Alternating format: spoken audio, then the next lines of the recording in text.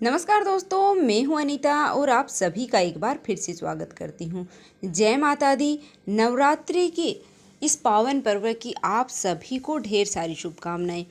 आज की वीडियो में हम जानने वाले हैं कि अष्टमी और नवमी तिथि है वो कब रहने वाली है और कन्या पूजन हमें किस दिन करना है वो शुभ माना जाता है, किस दिन हमें कन्या पूजन करना चाहिए और कन्या पूजन करते समय हमें किन किन बातों का ध्यान रखना चाहिए, क्या है हमें कन्याओं को भोग में खिलाना चाहिए और कितने साल की जो कन्याएं होती हैं उनको हमें भोजन है वो कराना चाहिए और क्या हमें दक्षिणा देनी चाहिए और किस विधि से हमें कन्या पूजन है वो करना चाहिए। संपूर्ण जानकारी है वो आज की इसी वीडियो में हम जानने वाले हैं, तो आप वीडियो में लास्ट तक अवश्य बने रहना, जिससे कि आपको संपूर्ण जानकारी है वो इसी वीडियो में मिल सकती है।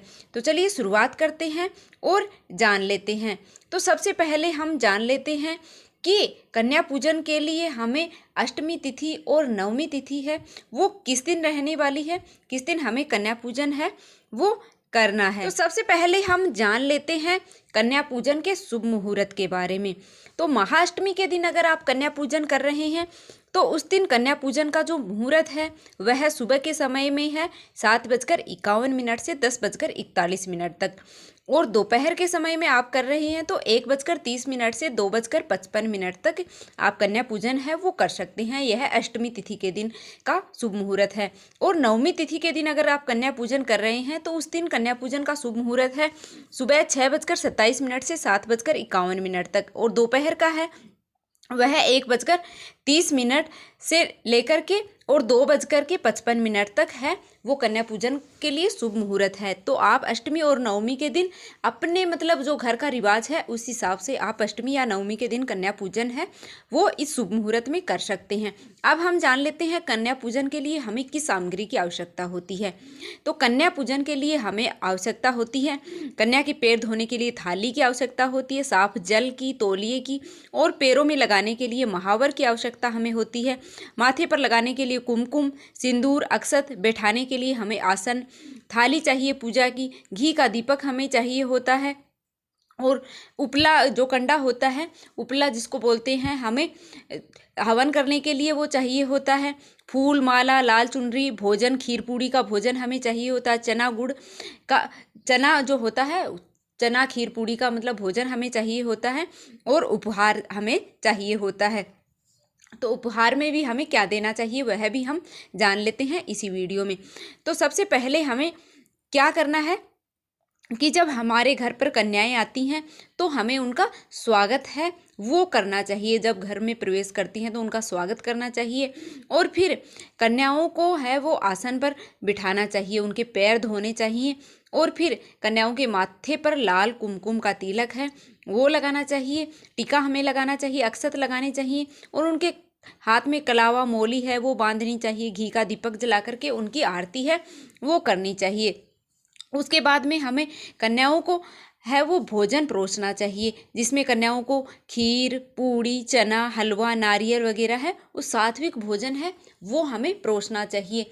उस दिन हमें लहसुन प्याज का सेवन है वो उस दिन नहीं करना चाहिए, मतलब जिससे कि हमारा जो भी नवरात्रि का फल है वो हमें नहीं मिल पाता अगर हम लहसुन प्याज का या फिर दूसरी जो बाजार की चीज़ें हैं वो लाकर हम खिलाते हैं, तो उससे है वो हमें पूर्ण पूजा का फल है वो प्राप्त नहीं होता है। तो हमें इस बातों का ध्यान रखना चाहिए कि हमें सात्विक भोजन और घर का बना हुआ भोजन ही हमें कन्याओं को खिलाना चाहिए, जिससे माता रानी है वो प्रसन्न होती है। और उसके बाद में हमें कन्याओं के हाथ वगैरह धुलवाने के बाद हमें कन्याओं को यथाशक्ति है वो दक्षिणा भी अवश्य देनी चाहिए, जिससे कि हमारे घर में सुख समृद्धि और धन के भंडार है वो हमेशा भरे रहें। उसके लिए हमें अवश्य रूप से ही कन्याओं को दक्षिणा है वो देनी चाहिए। और कन्याओं को चुनरी, चूड़ियाँ, कपड़े वगैरह है यह भी हमें उपहार में देने चाहिए। आप अपनी सामर्थ्य के अनुसार है वो कपड़े वगैरह कुछ भी है वो दे सकते हैं। आपको चिप्स वगैरह के पैकेट हैं, जैसे कुरकुरे वगैरह पैकेट हैं, ये आपको है वो कन्याओं को उपहार में नहीं देना चाहिए। इससे अच्छा है कि आप कोई स्टील के बर्तन हैं वो दे सकते हैं, या फिर जो छोटी छोटी कन्याएं होती हैं स्कूल में जाती हैं तो उनके स्कूल के लिए जैसे ज्योमेट्री बॉक्स है, पेंसिल वगैरह है, पेन पेंसिल वगैरह है, यह आप उनको दे सकते हैं जो उनके काम में आ सके। यह चीज़ें, और आपकी सामर्थ्य है तो आप उससे बड़ा भी है वो कर सकते हैं, यह चीज़ें आपको देनी चाहिए उपहार में। और उसके बाद में आपको कन्याओं का आशीर्वाद है वो अवश्य रूप से ही लेना चाहिए। उनको उपहार देने के बाद उनका आशीर्वाद है वो आपको लेना चाहिए। कन्या पूजन के लिए आपको 9 कन्याएं हैं उनको आपको घर लेकर आना होता है। एक लड़के को भी है वो घर पर लेकर आना होता है, जिसके लिए मतलब जिसको भैरव हम मानते हैं। किसी किसी के यहाँ मतलब भैरव माना जाता है, किसी के यहाँ और कुछ भी बोलते होंगे। तो वह एक लड़का और 9 कन्याएं आपको लेकर आनी होती हैं। अगर 9 कन्या नहीं मिलती हैं तो जो बाकी का भोजन है, आप जो कन्याएं आई हैं उनको खिला करके बाकी का भोजन आप गोमाता को खिला दें। और ध्यान रखें कि कन्या 2 से 10 साल की है वो होनी चाहिए, उसे मतलब बहुत ज़्यादा बड़ी भी नहीं होनी चाहिए और छोटी भी नहीं कि जो खा भी नहीं सकती हैं, ऐसी कन्याएं भी नहीं होनी चाहिए। और एक बात का और आपको विशेष ही मतलब ध्यान है वो रखना चाहिए कि जब कन्याएं हैं वो विदा होती हैं तो उस समय उनके हाथ में अक्षत दे करके और उनको अपने घर में छिड़कने को कहें।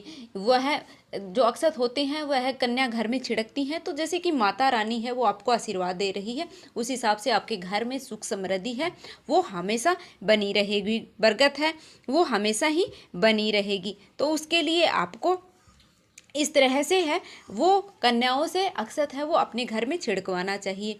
तो उम्मीद है कि आपको यह जानकारी है वो पसंद आई होगी। अगर वीडियो थोड़ी सी भी पसंद आई है तो प्लीज़ वीडियो को लाइक कर दीजिएगा और चैनल को सब्सक्राइब कर लेना, ताकि आगे भी ऐसी ही वीडियो है वो आपको सबसे पहले मिलती रहे। मिलते हैं फिर से एक और वीडियो के साथ। धन्यवाद।